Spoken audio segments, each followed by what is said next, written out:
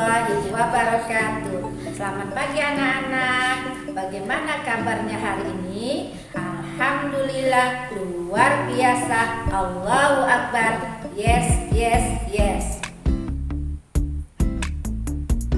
Anak-anak, di masa pandemi saat ini, alangkah baiknya kita harus mentaati protokol kesehatan yang biasa kita lakukan setiap hari. Apa itu? 1. Mencuci tangan. 2. Memakai masker. 3. Menjaga jarak. 4. Mengurangi mobilitas. 5. Menjauhi kerumunan. Baiklah, sebelum memulai materi hari ini, alangkah baiknya kita juga berdoa sebelumnya. Berdoa mulai. A'udzu billahi minasyaitonir rajim. Bismillahirrahmanirrahim. Raditu billahi rabba wa bil islami dina wa bi Muhammadin nabiyya wa rasula. Rabbi zidni ilman warzuqni fahman. Amin ya rabbal alamin. Alhamdulillah, setelah kita berdoa, mudah-mudahan apa yang kita minta kepada Allah, Allah kabulkan semuanya buat kita semua. Baiklah, untuk materi pembelajaran hari ini, Ibu akan menjelaskan tentang makna hari akhir. Coba, siapa yang tahu apa makna dari hari akhir? Makna hari akhir adalah hari di mana manusia akan dibangkitkan untuk dikumpulkan di padang mahsyar untuk mempertanggungjawabkan semua perbuatannya. Jika perbuatannya itu baik, maka kita akan dimasukkan ke dalam surga. Tapi jika perbuatan kita selama di dunia itu tidak baik, maka akan dimasukkan kepada neraka. Meyakini datangnya hari akhir merupakan bagian dari rukun iman. Ya, hari akhir adalah di mana manusia akan dibangkitkan untuk dikumpulkan di padang mahsyar untuk mempertanggungjawabkan semua perbuatannya. Manusia yang banyak amalnya akan masuk surga. Manusia yang banyak dosanya akan masuk neraka. Oleh karena itu, marilah kita berlomba-lomba dalam berbuat kebaikan demi meraih hidup yang bahagia di akhirat kelak. Baiklah, mungkin kalian sudah pernah tahu apa sih meyakini datangnya hari akhir? Oke, Ibu akan menjelaskan sedikit demi sedikit. Hari akhir adalah hari berakhirnya semua kehidupan di dunia. Pada hari itu tidak ada lagi makhluk yang hidup dan tidak ada lagi benda-benda yang berwujud.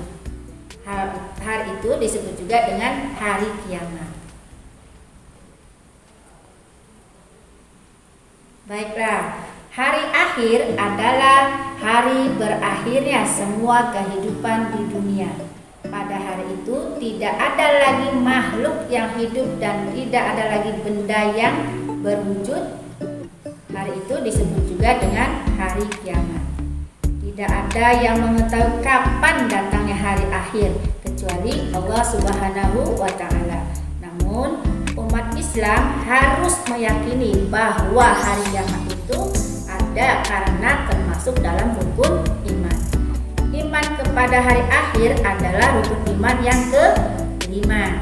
Peristiwa hari akhir ini sudah dijelaskan oleh Allah Subhanahu wa Ta'ala dalam surat Al-Qari'ah. Coba kalian buka buku juz ammanya, kalian bisa simak surat Al-Qari'ahnya. Tapi Ibu juga akan bacakan surat Al-Qari'ahnya. Mari kita simak. A'udzu billahi minasyaitonir rajim. Bismillahirrahmanirrahim.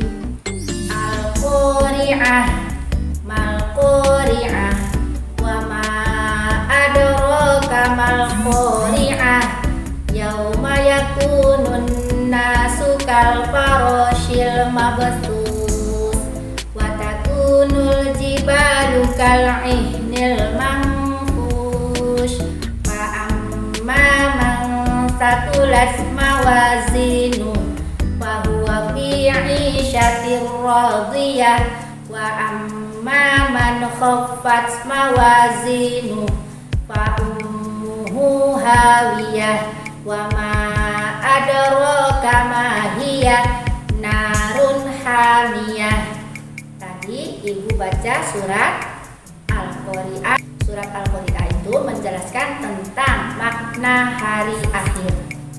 Pada surat Al-Qari'ah itu Allah menceritakan tentang peristiwa hari kiamat itu lebih dahsyat dari gempa bumi, lebih mengerikan dari angin kencang maupun tsunami. Gunung yang tinggi pun akan porak-poranda, apalagi manusia yang ukurannya lebih kecil. Semuanya terjadi karena kehendak Allah Subhanahu wa Ta'ala yang menciptakan alam semesta beserta isinya. Allah jugalah yang akan berkuasa untuk melenyapkannya semuanya. Hanya orang-orang yang beriman, rajin beribadah dan beramal soleh saja yang akan selamat dari semua itu.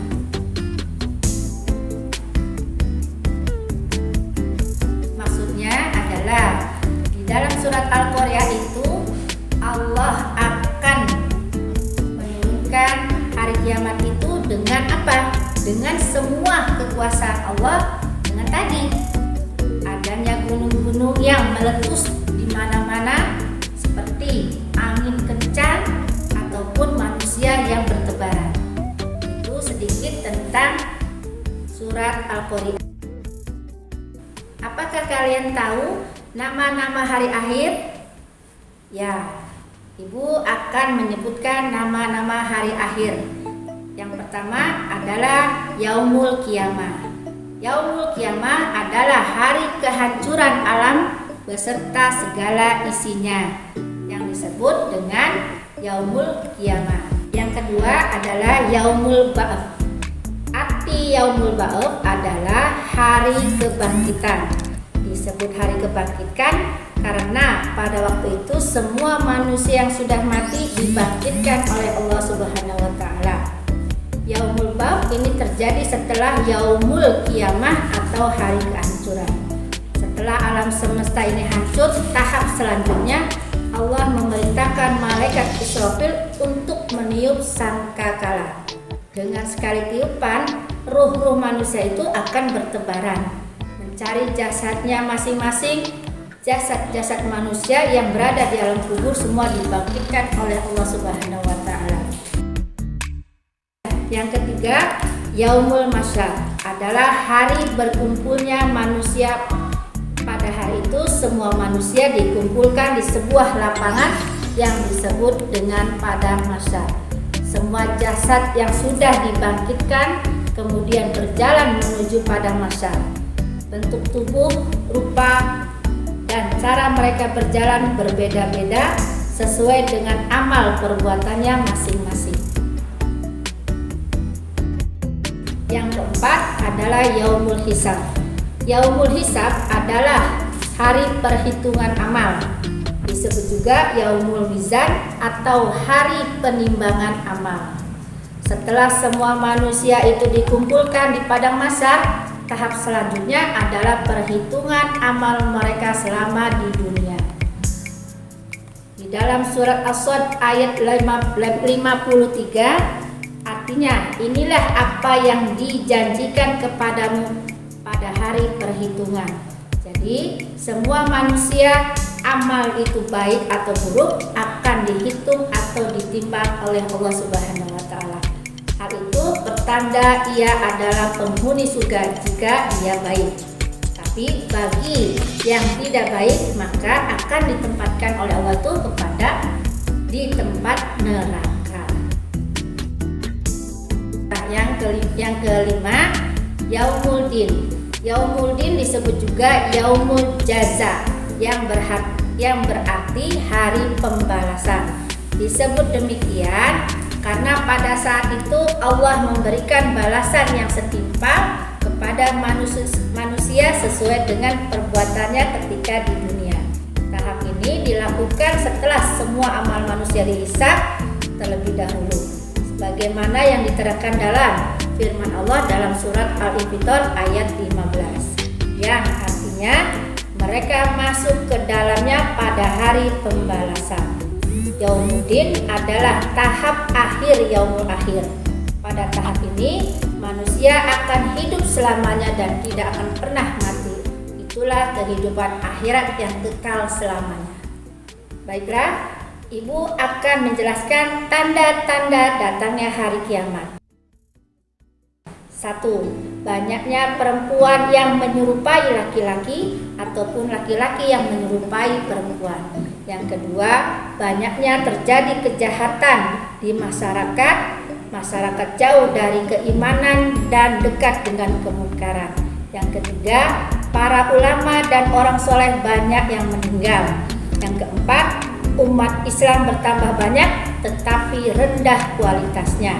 Mereka tidak memilih keimanan atau tidak memiliki keimanan yang kuat sehingga mudah terpengaruh oleh keadaan. Hikmah beriman kepada hari akhir. 1. Rajin beribadah.